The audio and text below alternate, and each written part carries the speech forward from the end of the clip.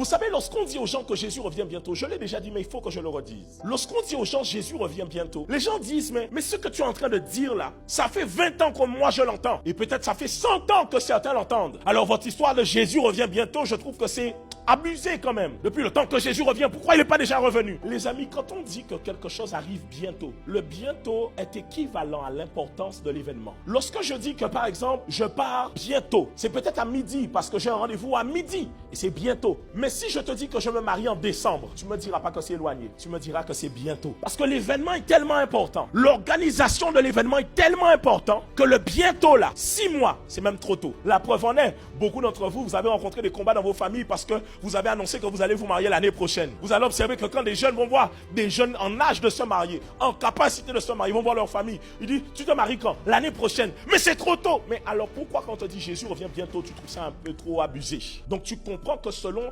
l'importance de l'événement, le bientôt ne veut pas dire la même chose. Alors tu vois quand on te dit que quelque chose approche, c'est bientôt, c'est que ça demande une grande préparation. Vous vous rendez compte que depuis au temps de la Bible, on disait le royaume des cieux est proche. La nuit est déjà avancée. Il y a 2000 ans, on disait la nuit était déjà avancée. Ça veut dire qu'on estime qu'il se peut que beaucoup de gens qui sont assis à l'église rateront parce qu'ils ne sont pas préparés.